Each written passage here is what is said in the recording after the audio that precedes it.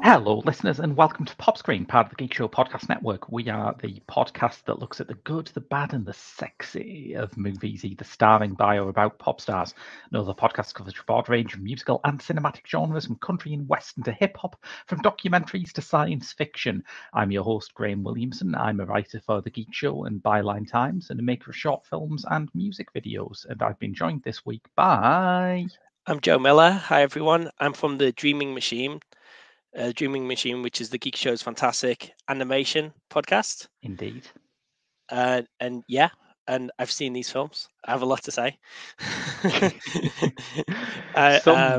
Some background as to what films we'll be doing, listeners, because this is one of our topical ones. Sam Taylor Johnson's biopic of Amy Winehouse should be coming out around the time that this episode does, and we thought, Sam Taylor Johnson, she also did that biopic of John Lennon, Nowhere Boy. So we thought, what better time? Good film. Yeah, I enjoyed it too. So, what better time to do her 50 Shades of Grey movie, because it's got Rita Ora in it. Rita Ora's in it for like 1 minute, I think. Yeah, it's basically a subliminal image. I think the spooky pale face from the original Exorcist it has more screen time than Rita Ora does in this movie. Yeah, but yeah, what a great excuse to talk about it, though, eh? Absolutely. I mean, by the third film, which we've both watched, we were diligent here. By the third film, she's very prominent. She's basically the MacGuffin of the third film.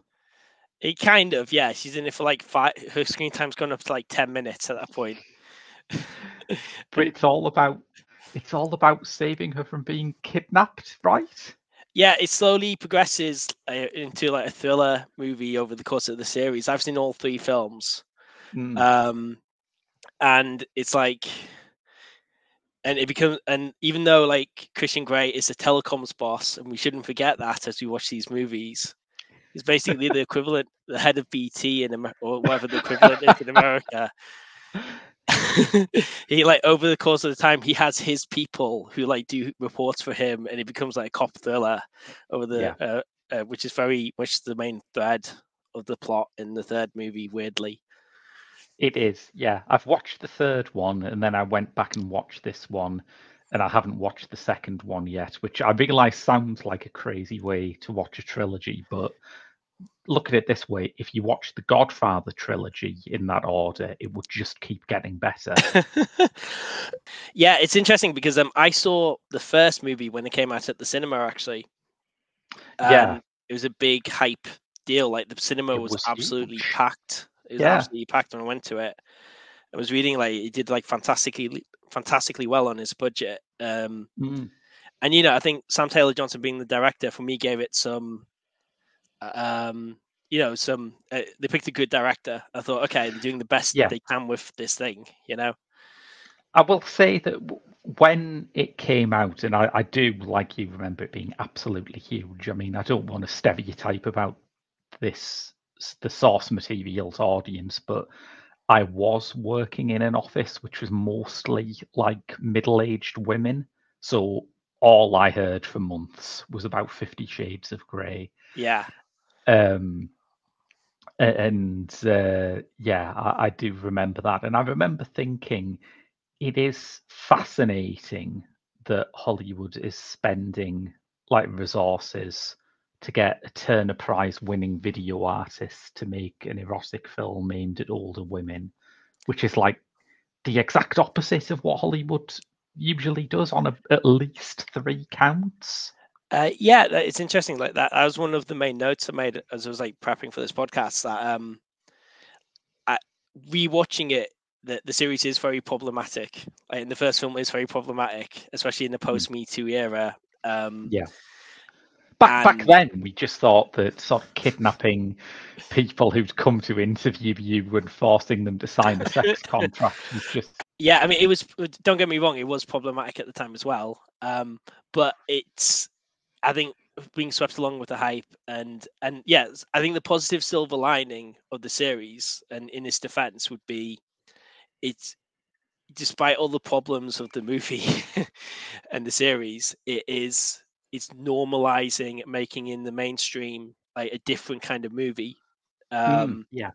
Like focusing on a dramatic romantic, so not a rom-com, a dramatic romantic relationship, normalizing sex to an extent. And so you could, and when I watched it in the fact cinema, it was quite a nice experience, actually. Weirdly, it was nice, like having all these couples there watching a different kind of movie together, lots of knowing laughs and things throughout the movie. So that would be the positive aspect. Don't get me wrong, there's lots of like negative notes I made like in the preparation for this podcast, but you know, you could argue that, couldn't you?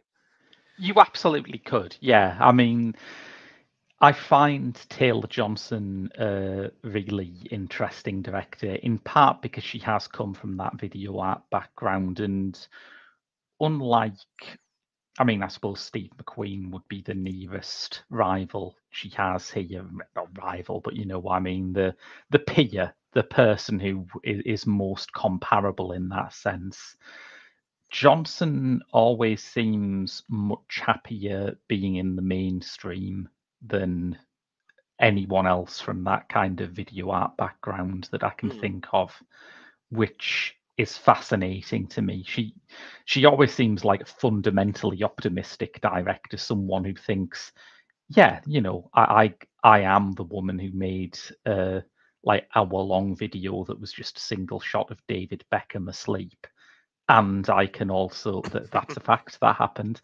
And I can also make like a popcorn movie that'll pack a mainstream audience in. That's something I can do. And I think at this time when the mainstream and the underground feel very polarized, not least in budget, that's a nice thing, I think.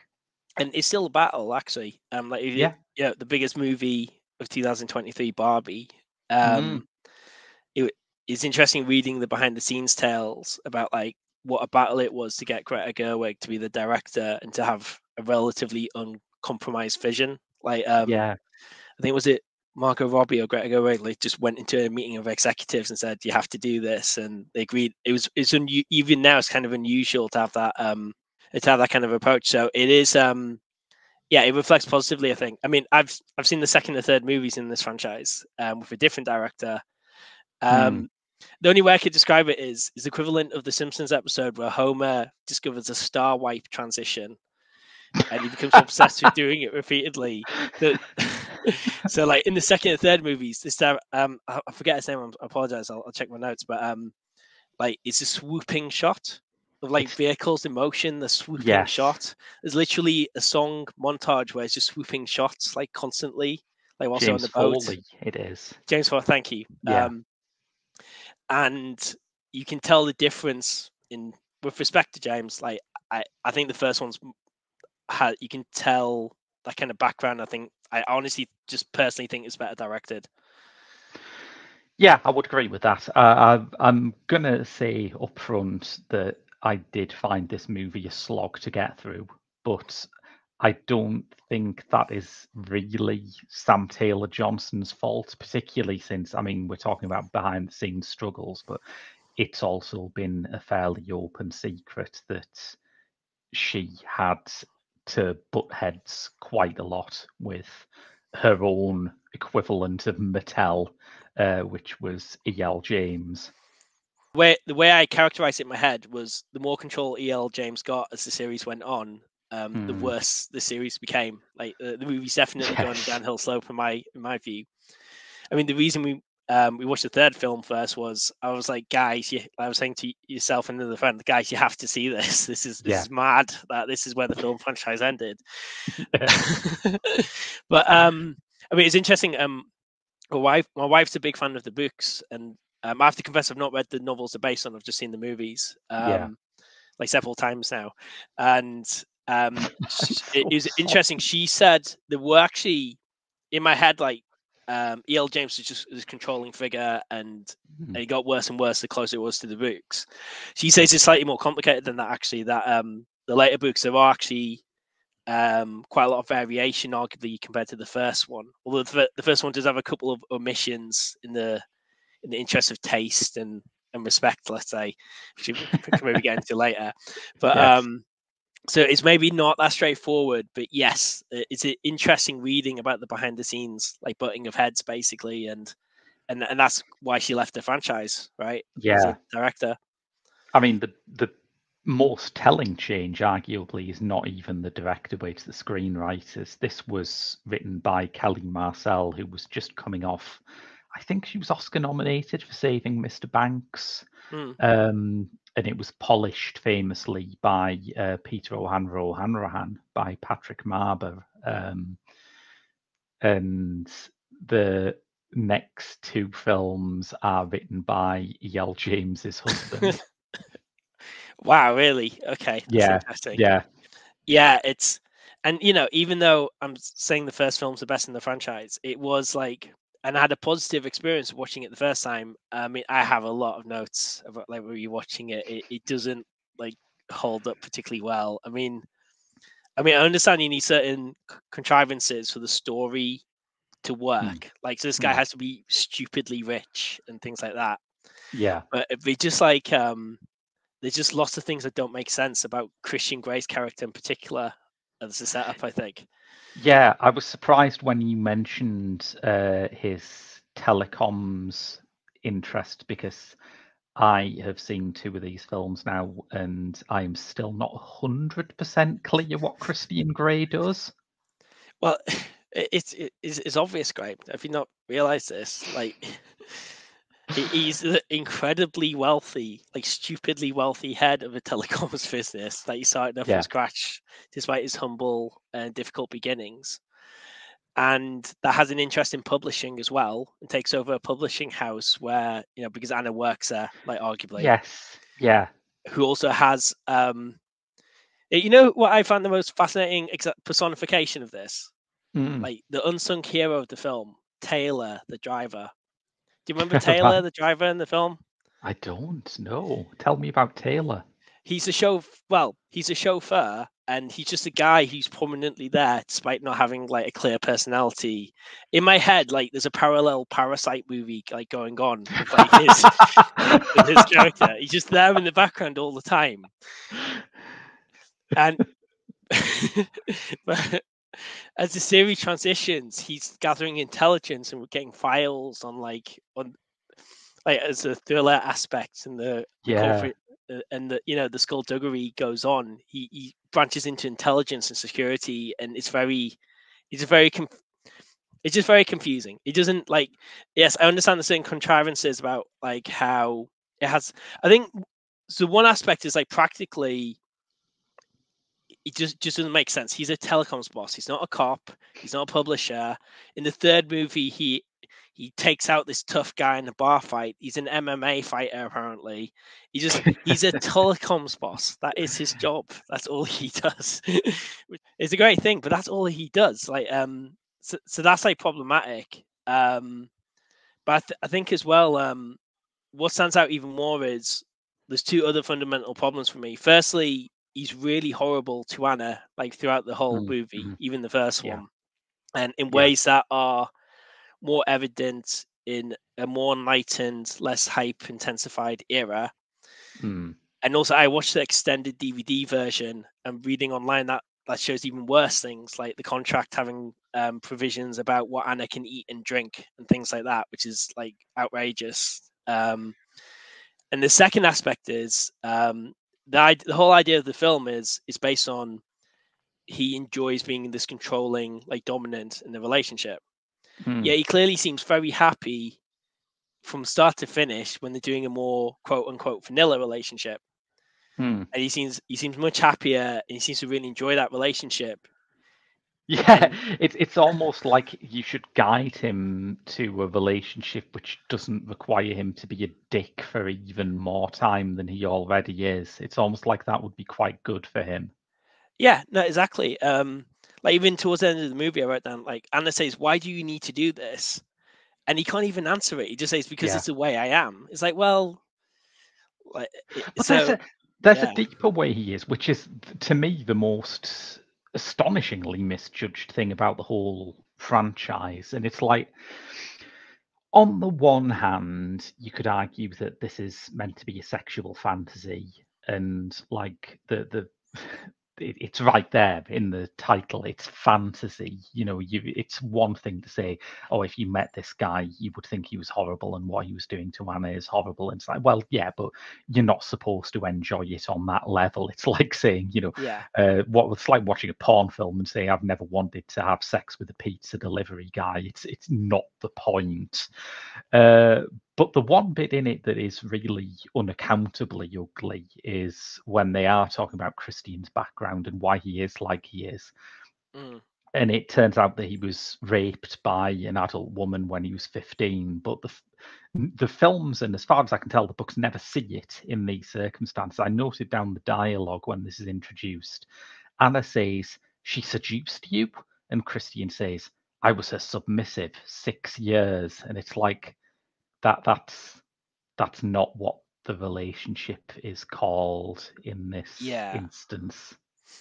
No, I think that's really true, and it's also I think that's the problematic part of his relationship with Anna is, Mm, oh well, it's just because like she's the submissive. That's how it works. It's like, well, to an extent, but not to the extent that like when you're not with her, she's not allowed to. She has to be a certain like appearance and weight, and she's not allowed yeah, to get too drunk. She's not allowed to um, like hang out with other guys. Like that is yeah, is yeah, kind of abusive, and it's just and then it gets weird. And in terms of his background, there's a very weird relationship. I mean, to be fair, like it is meant to be a weird relationship, I guess. Like with this, like as they call Mrs. Robinson character. but Um, that's already like it's like this isn't The Graduate. This is Mysterious Skin you're describing here. It's yeah, yeah, and it's awkward because of that, like a dynamic and that background, and like, well, it's mm, criminal action, really. yeah, yeah, And this is appalling. So, I mean, I guess it's from a story writing point of view, like E.L. James was clearly trying to like delve deeply into the character and provide like an mm, insight into him. But it's like, I mean, firstly, like it's appalling what happened to him. Secondly, it still doesn't justify like this kind of ugly, awkward stuff, which is more and more apparent on each reviewing of the movie and the way he treats her. yeah. Around the time you said you're here because I'm incapable of leaving you alone, I was thinking of like doing a quiz where you just write out some of these quotes and ask people to guess whether it's Christian Grey or Joseph Fritzl. Yeah, it's very problematic. I mean, also like when he's describing like his world, like his world at the Red Room, like he talks Mm, about like Anna says, like, what would I get out of this? And you know what his response is? what Me. was his? Me, right? Yeah, the It's not ultimate like, you know, prize. you'll enjoy this, like you'll enjoy this relationship. You'll get me. It's like Jesus, really.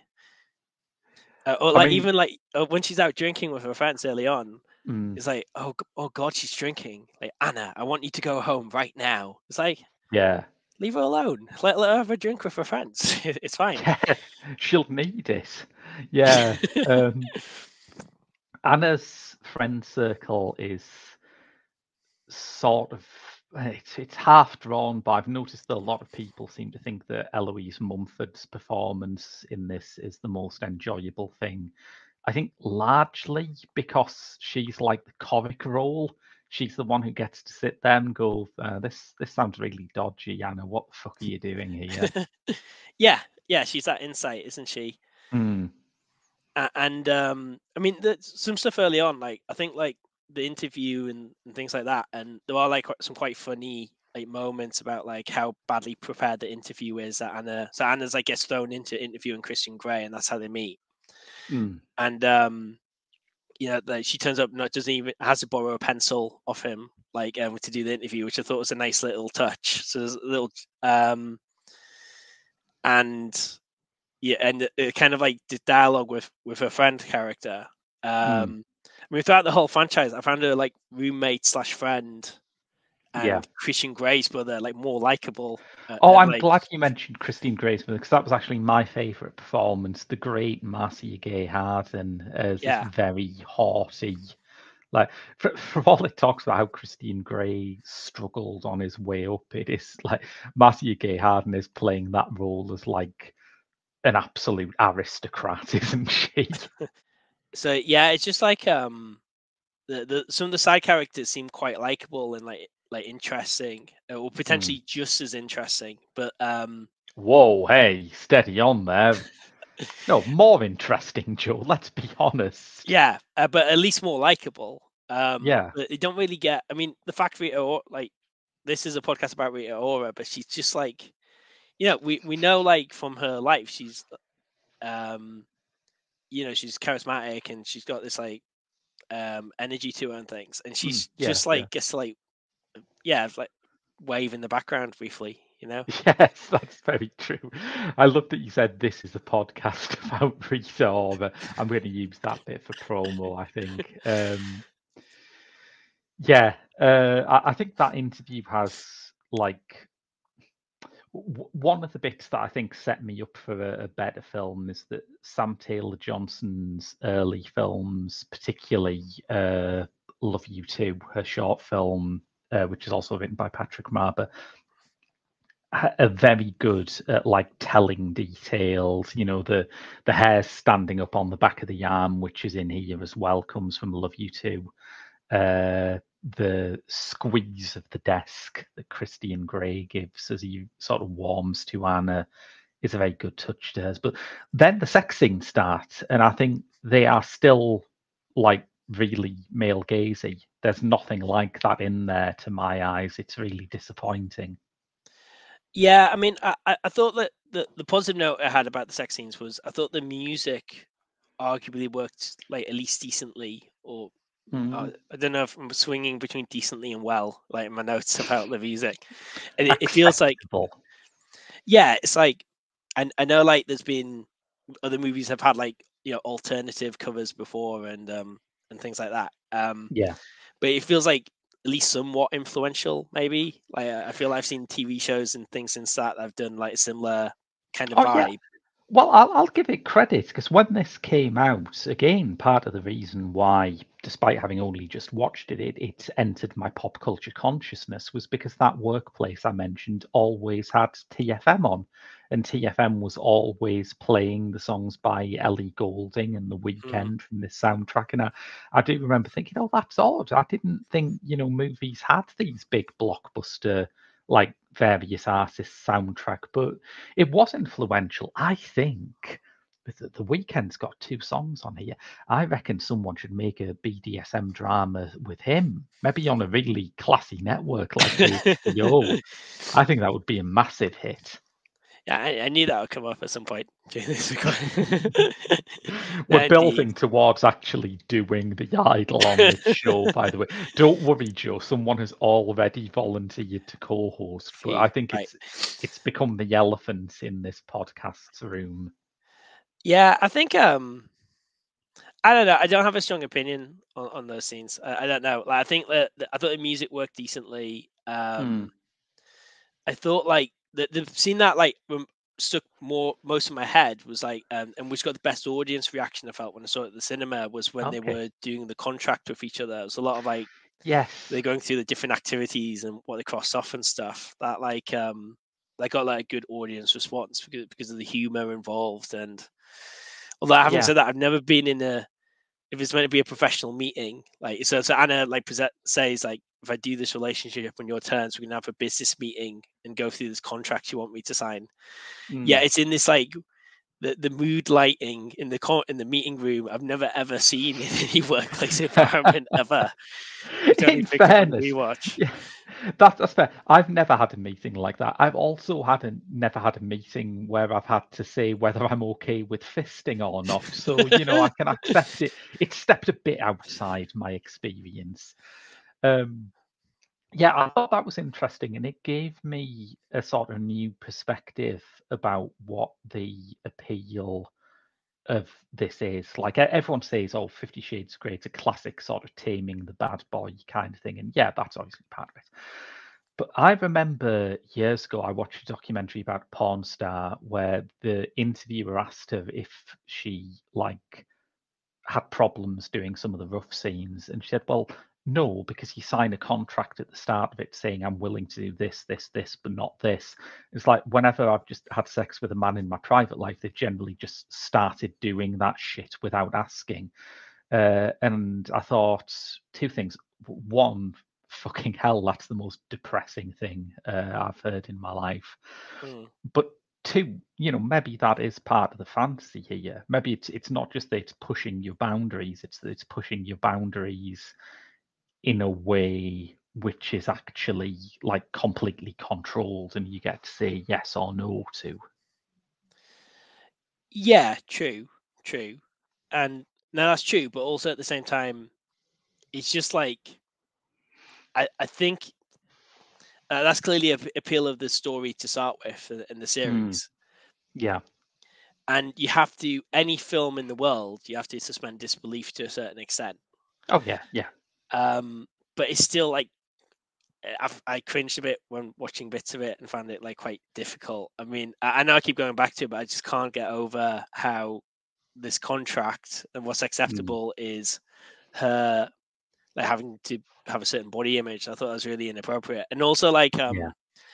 I think the story is a weird, almost like old school view of like male and female Oh, roles kind of definitely. thing. Yeah. Like just like little things like when she's working part time at the hardware store and he goes to accost her, I mean sorry, romance her, and Christian Grey turns up. And yes, they have quite funny dialogue about what tools he needs to get. You can Yeah. if you've not seen it, you can imagine how that dialogue goes. Um, and there's this weird like random never occurs again during this whole series. There's this weird like stare off with like the male like co-worker who's like working there, Yeah. Yeah. Yeah. and it's like alpha males kind of like butting heads. It's like it just like I just feel like the author's got very like s- like a certain view of like male and female roles kind of thing, or even like later in the series where Anna's showing her agency is to do with like she has this like showdown with the architect and like gets to design her like perfect room or something, and or she Mm, does really well in the publishing job, but then it's acceptable for Christian Grey to come in and demand she changes her email address so like it has his last name at the end of it or something. yes. It's just like, Yeah. and this is not okay. This is not acceptable. This is like really weird and like over the top. Yeah.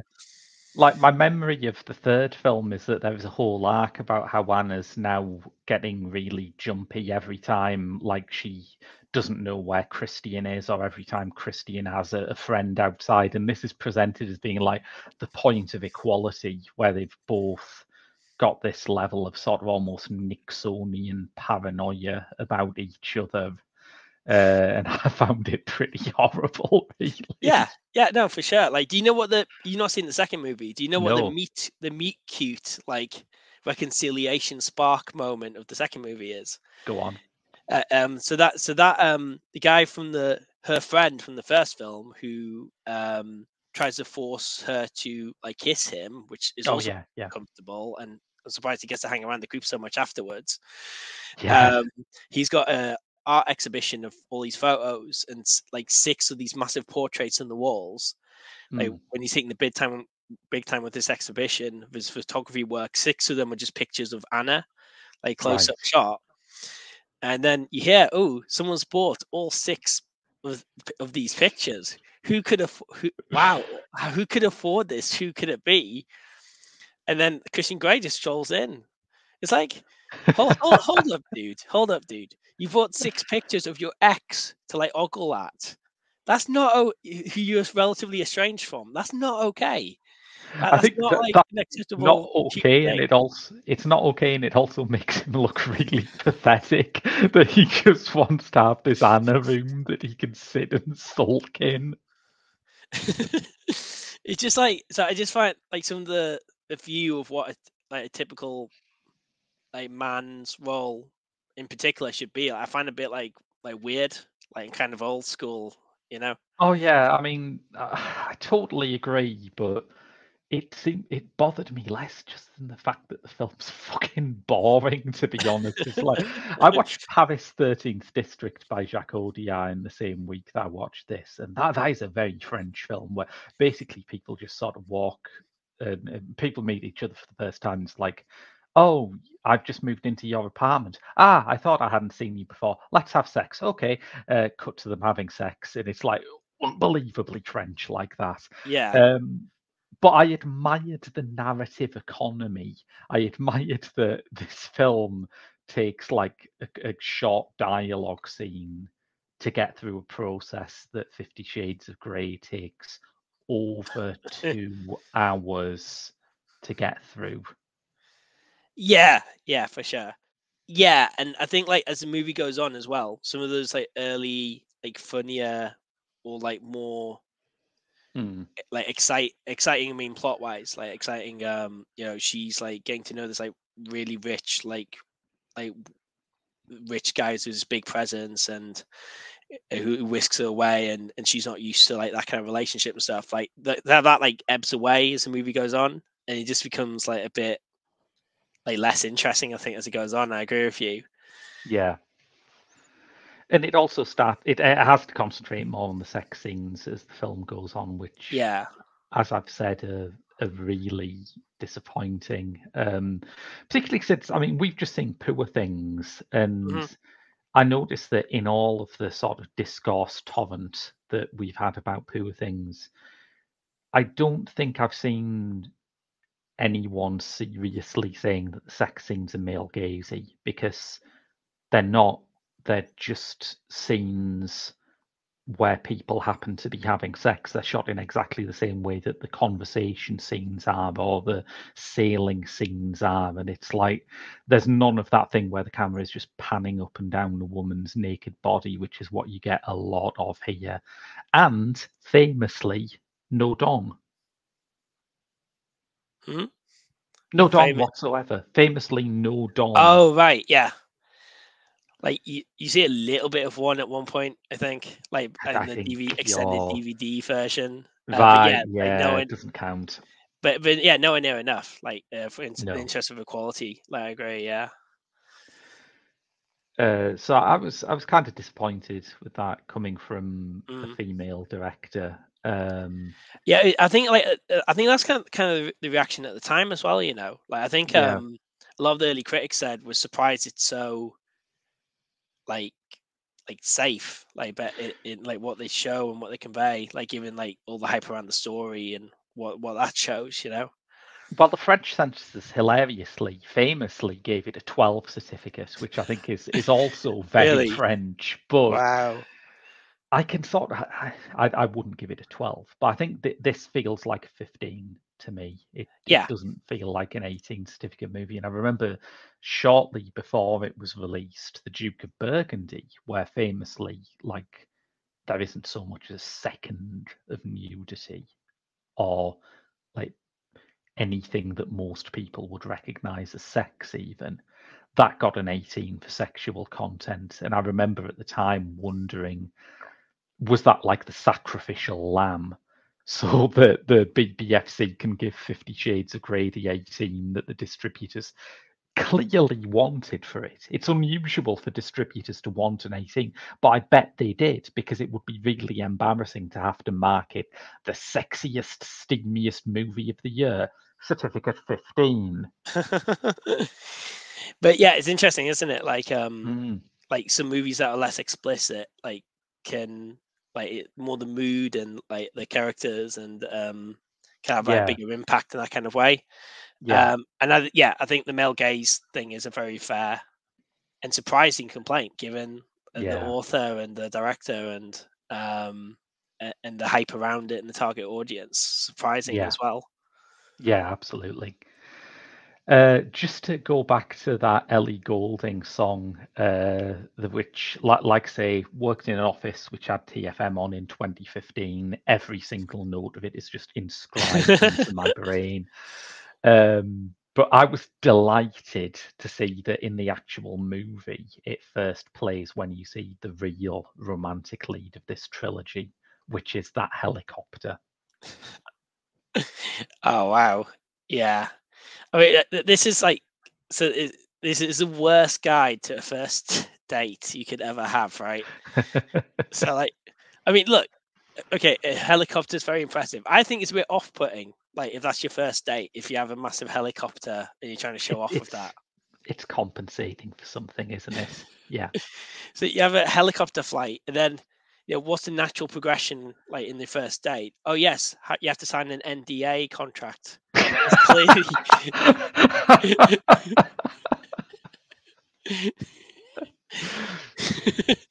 like Christian, come on, man. I need to give it like, come on, you need notes on this sort of thing. It's literally the first thing when they land is like, oh, here's an NDA contract to sign. It's just like a helicopter ride. It's like I can't imagine this super rich guy being like, "Oh man, don't tell the world that I've got a helicopter. That could ruin my image." Like, I think this is a time to. I rant a lot about helicopters in relation to the 50 Shades franchise. Just to explain this, is like I've told you this before, but you're not in the second movie. Like there's this inexplicable like helicopter scene in the second movie where to and it has a weird helicopter like obsession, like the series, I think. It And does, yeah. And most forms of, air transport, I suspect E.L. James's true fetish. no comment. But like in the second movie, like towards the end, like Christian Yeah. gets in the helicopter. He's flying with I think it's his work colleague or something, and that oh no, there's engine trouble in the helicopter. Oh, like I mean, it's great that Christian's such a great flyer. He can just about keep it airborne and like fly through the trees with the director's favorite swooping shots. Like, Of as the scene course, like yes. unfolds. And like oh my god, and then it cuts away right before you see like the impact, and oh my god, like is he okay? The news gets back to Anna and like all of Christian's family that oh my god, there's been a crash like reported, is on the news and everything. And then Rita Ora does have a line here where she says Wow. she actually has the line where she says, "Well, if anyone could survive it, it's Christian." They're like, wait, so not only is he he like an amateur detective who's better than the cops. Not Yeah. only does he own a publishing house and have all the wealth in the world, he does all this like great like charity work as well. Apparently, he is like he's obviously got survivalist skills as well. Yeah. Like, who is this like perfect guy? I would love for that scene to run just a bit longer and for her to actually explain why she thinks her brother can survive a plane crash, and for her to just be there going, remember when his plane crashed in the Andes? He wasn't one of the guys who got eaten. Oh no. And then guess who walks in the building? Like this building in the middle of this large city where several people must have spotted him. It's Christian Grey. He's No like, way. Sorry, babe, I was in a helicopter crash. I'm just casually walking in.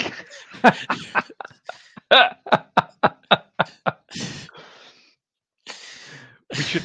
You've led me into another thing that I think we need to talk about, which is the unique linguistics of Christian Grey, the Christian Grey lexicon, because babes is a huge part of it. Latest baby. Yeah. It's not moistening my gusset, if I'm brutally honest.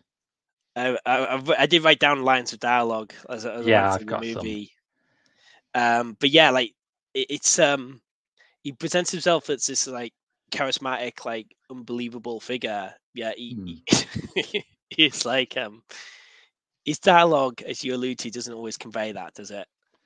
Well, I've got a long-standing prohibition against using the word cringe because it's like the internet has expanded that to refer to like about 98% of all human endeavor is now cringe, and I'm just bored of it. Yeah. But when I heard him say the famous line, "I don't make love, I fuck hard," I was like, how can I describe this in terms other than cringe? Yeah. I don't know why I wrote this down. It's called the flogger. I found just an amusing line for some reason. But towards the end, this is actual dialogue. But I am mad, palm twitchingly mad. That just sounds like he has an uncontrollable wanking disorder, to be honest. And who says that? Who says? Your Honour, my client was palm twitchingly mad. It's a compulsion he has. The fact that those nuns were in the way was a pure coincidence. It sounds like Louis C.K.'s defence is what it sounds like. I have a palm twitching madness. But I am mad, palm twitchingly mad. Yeah. It's just like, yeah, he's just like he's a weird. He's just a. He's not. He's meant to be a weird guy, but he is like even in the context of this story, he's a really weird guy. He's meant to be fascinatingly weird, but you just look at him and you think you're really embarrassing. I love his seductive move where he like Anna's eating some toast and he just leans over and takes a bite of the toast, and I thought, yeah, my mum does that sometimes. Like she'll just grab something someone else is eating. So I have to say, for that reason, and that reason alone, obviously, I did not find it very sexy. No, it's interesting. Like he just or just like when she's he presents himself as doing like all this like he's really hard at work. So when like she's having a night out with friends and she calls him up and he's working on the laptop into the late hours of the night. It's like, Anna, where are you? And she's clearly drunk on the phone. It's like, right, I'm coming to get you. It's like, okay, dude. Yeah. He just bombs in there, and it's meant to be charming. Like tie into that, like him leaning over to eat the toast. It's meant to be charming and cool, but it's just like, I don't like. Is it playful or is it just like is it just like a bit needy, a bit needy and a bit awkward?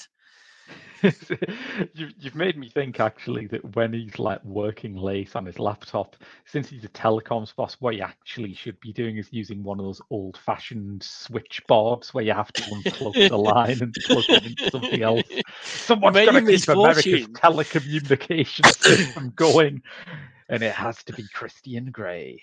And I get like, I like to overanalyze stuff for sure, and I've seen this movie several times. I'm going to pick lots of holes and like the whole setup. Like, I get, like, yes, he just has to be rich for the story to work. I get it, but still, like, I just like, so you presented as this like really hardworking guy. Yeah, for like 2/3 of the movie, he doesn't like do any work. He's having like freaky sex and like just a relationship one time away. But that's the one note of realism in the movie, isn't it? It's a super rich guy who likes to go on about how much he works, and he doesn't do anything other than have vaguely abusive sexual encounters. That's I get. Yeah, it's the Elon Musk story. It is, and I kind of get that. But then towards the end, when like his staff contacts him and say, "Oh, there's this crisis at work," it's like, of course there is. You've not been there for like ages. Or when you've been in meetings, you've been doing weird texts to each other, which are slightly passive aggressive and weird. Yeah. Like, of course you've had a crisis at work. You've not been paying attention or doing anything for like several weeks now. It's just like, it's like, oh God, Anna, I need to fix this. We gotta go back now. Oh my God, I'm so distraught. It's like, well, of course, like you've just been having this like, I guess that stuff has to happen for the movie to work, but it's just like you can't really poke holes in this if you rewatch it a lot. Yeah. Yeah, I guess. I mean, my dissent is that I don't think the movie works. Uh, I think it's bizarrely thin stuff.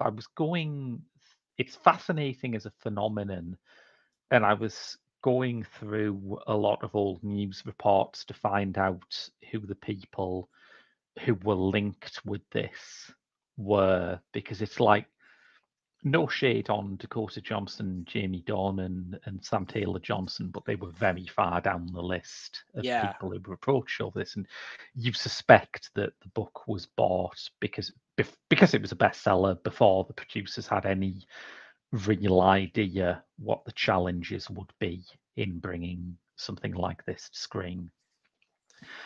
Uh, But the directors they thought of were Bill Condon, Joe Wright, Patty Jenkins, Bennett Miller, Steven Soderbergh, which wow.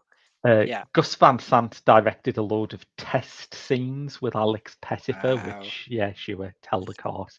Um, the Neely Christians were Stephen Amell from Arrow, Garrett Hedlund, Alexander Skarsgård.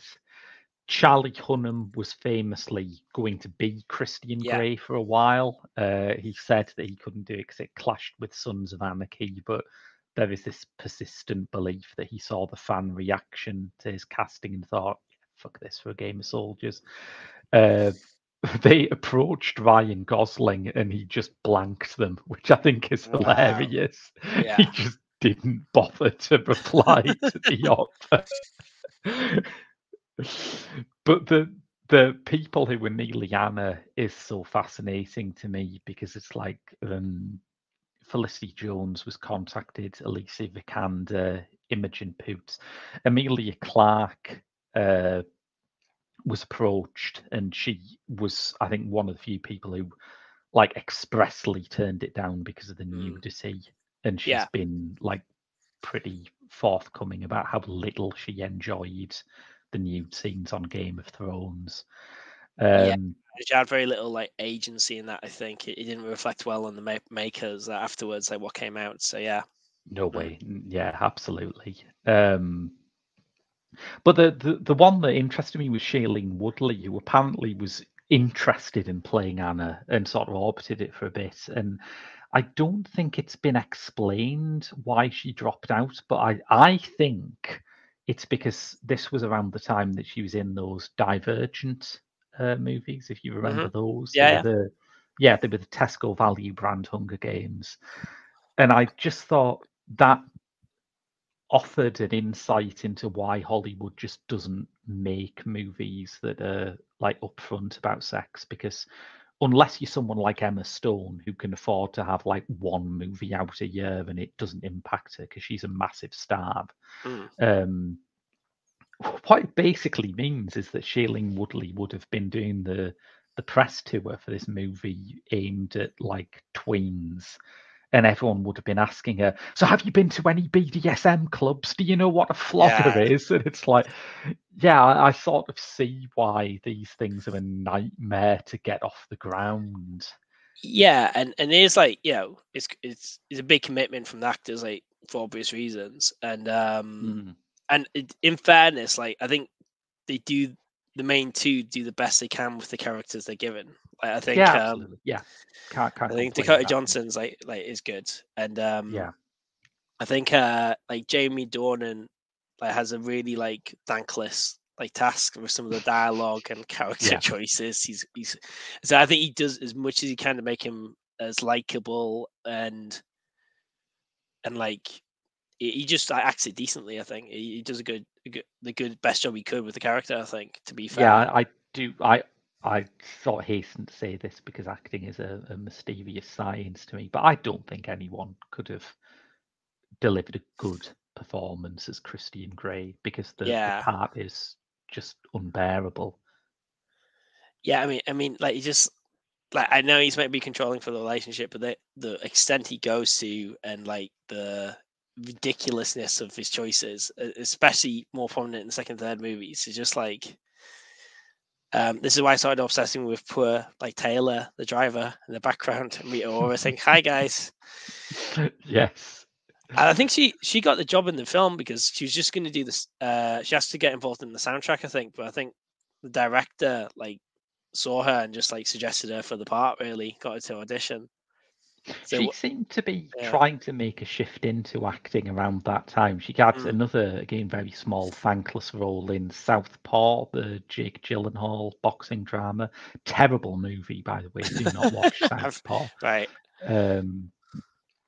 But yeah, she was very briefly in that, and I guess she probably will have a go again because she seems to be like surgically attached to Taika Waititi at the moment. I know Yeah. they're married. I know they've got like a reason to be together Yeah. all the time, but everything she does seems to be like involving him, and I'm sure the obverse will be the case soon enough. Well, to be fair, like he bought like 6 portraits of her, like when they were briefly separated. Like I got signed an NDA on the first date, and that's how Yeah, they're together. that's how romance works. Yeah. Yeah. I think that the fascinating things to me about Taylor Johnson's involvement in it is how diligently she tries to drag this up to the level of culture. Like, it was a good money saving thing because obviously Christian Grey, as a big rich guy, has to have a collection of contemporary art. That's how these movies work. Yeah. And that was so much easier with Sam Taylor Johnson because she could just ring her old college mates and say, can you lend us a piece that is valued at $1.5 million? And yeah, it turned out they could. But I am in love with the fact that she got actresses auditioning for Anna to read out a speech from Persona by Ingmar Bergman, Oh wow. Yeah.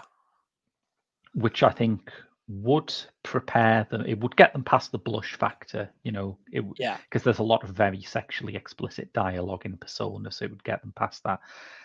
I think it may have given them a false sense of confidence on how well written the actual script would be.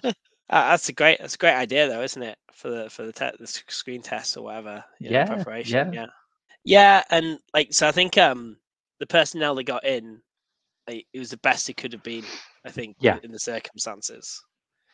Well, not the best it could have been because I think there's a fair point about the sex scenes being male gazy and a bit like just Yeah, I underwhelming. guess. Yeah. Yeah, although, I wonder if you could have diffused that because, as you rightly point out, the gender roles in the story are so like regressive, and it's Mm. like if you filmed sex scenes that were more from the woman's point of view, would it actively turn that on its head, or would it just look like they'd been filmed wrong? Because you expect them to look like this in a movie like this, and I think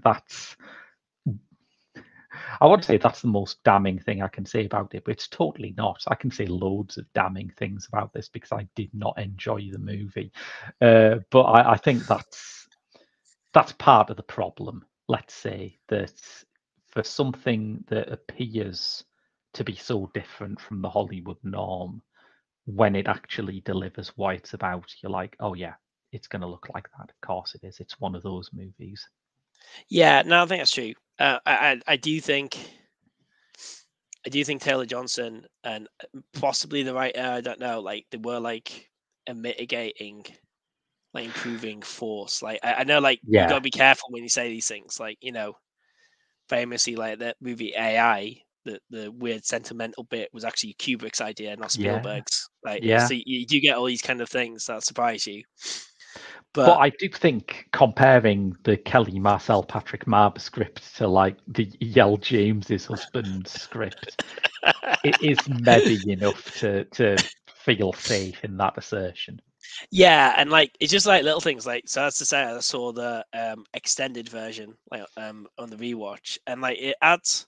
I mean, to the film's credit, like I think the original ending's decent actually, where it leaves it like unresolved and a bit open and a bit on a downbeat ending. Oh, yeah, talk about that because that is interesting. I think if I remember rightly, that is one of the bits that Taylor Johnson, Marcel, and Marber like butted heads with James the Hardest over. Well, yeah. So that ending's like good because it says everything it needs to, and it leaves it in the state of. It actually gives a reason for a sequel, so that the movie studio should be thankful as well. But it kind of makes sense for the characters and the story, and it's just a bit unusual to have a slightly downbeat ending and leave it open in that way. And then, so what the extended version does? It adds a totally pointless montage, overly sentimentalized montage of them crying. Like you get to see Anna crying into her bed covers because she realizes what a bad miss. Well, I'm not even going to say that. It's a good mistake, but like, but she like it hits. It shows how much it hits and stuff. It's like we don't need to see this. Like it's a better movie without this bonus like ending. Oh, interesting. Right. That wasn't what I was thinking of. I was thinking there was supposedly an ending scripted. I don't know if it was filmed. I think it was Marber's idea, which ends with Anna using the red safe word. And that was, I guess, meant to symbolize that she took agency properly. And Okay. E.L. James was like, well, we've kind of got to get another 2 movies out of this. No, indeed. I didn't know that. That's interesting. Yeah, I don't know. I can't really comment on that because yeah, it's you can't really visualize it really. Yeah, I think more agency for Anna is a good thing in general. It just like it just gets sillier as a movie series. I mean, I think like I'm slightly less damning because I've seen the sequels, and Yeah. it just gets sillier and sillier. It really does. Like as I mentioned before, like him storming into Anna's office when she's in the middle of a work meeting because she's had the temerity not to change her email address to have his name in it. I just come on, and also like she's so she's so fantastic. She takes over the world of publishing and makes it and gives them a 200,000 like bookseller or something through some like simple pointers. It's like that's not. The third film is amazing because it is very, very convinced that publishing is like an inexhaustible source of wealth. And if you can get into publishing, It really isn't. you'll be rich forever. I can understand why E.L. James would think this is the case, but you're right, it really isn't. Yeah, and as I said, they just really go hard on the thriller angle. Like, what do we know about this guy? I want to know everything about him, his shoe size, everything. It's like, I swear you were the head of a telecoms company before. Like, I swear that was what your thing is. And like, he just gets like, and he gets jealous of. He has a fight with a little kid at a beach, like Christian. He gets jealous of a baby. Like, He does. like, it's just like, so I don't know. I think the first film is very problematic still, and a lot of these criticisms are valid, but just compared to the second and third films, it's like, Yeah. That's all I'll say. Yeah. No, I think that's fair. You're more willing to grade on a curve than I am, perhaps. But yeah, any final thoughts about the trilogy before we sign off? Oh man, it's just I mean, the third film is the gift that keeps on giving. I think it really is. I do recommend people just if they haven't seen it and they're And not a you fan of don't the have to have franchise. seen any of the other films, listeners. I hadn't seen any of the other films when Joe showed me it, and now I have seen the film that supposedly sets it all up. I am none the wiser as to why it ends up being about this. The third film, let me describe it this way: it's like it's a thriller film, like which heavy focus on the sex, and unusually for a thriller film, but it's a thriller film, right? Yeah.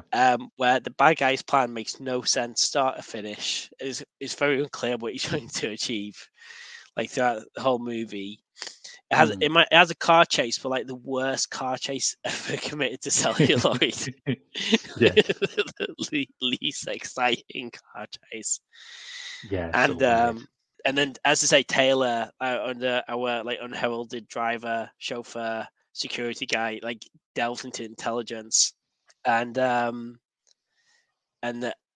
it involves like Anna having to go into a bank with a massive black bag and asking for lots of cash, and then leaving the bank asking to use emergency exit, and the bank's fine with this. Like, it's not a big deal.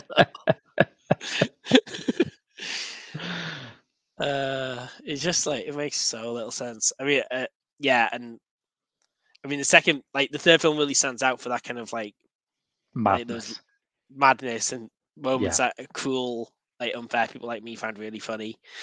Like, I mean, the second film like has those moments too, but the helicopter thing just like stands out in my head. Like, I can't get past the helicopter scene. That's all I think about when I think of the second film. Yeah. But yeah, the third film's like a lot of one of the few like saving graces in it. It probably is Rita Ora having a little more to do, and the side characters who are more likable having a bit more airtime. Do you think that's how they pitched it to her? Do you think they said, "Oh, okay, look, we know your part in this film is microscopic, but the third film is going to be mainly a kidnap thriller about them finding you for some reason." But yeah, like, we need that to happen. Like,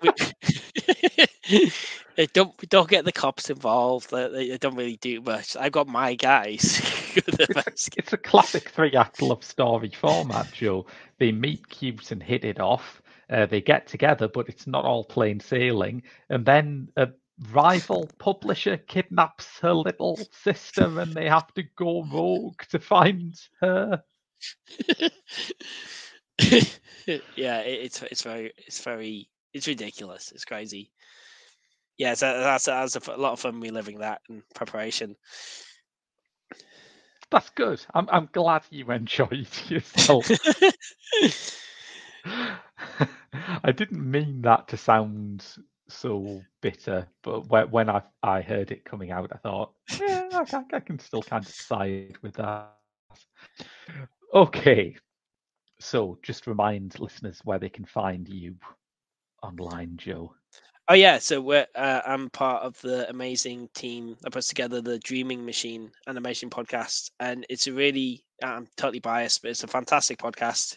We do a mixture of like we do little spoiler-free guides that are really quick and easy to listen to about new shows you may not have heard of, and we also do deep dives and like all kinds of fun thing. We've got a new series involving time travel, which is really cool as well, which I've you been guessed it on. Yeah. Where we pitch a show to someone, a cartoon, and we jump ahead in time to find out their reaction through the magic of time travel. So, like, it's a lot of fun. Check us out. Whatever, all kinds of cartoons we cover. We've not had a 50 Shades cartoon to cover yet. Hey ho, one day. Tragedy, yeah.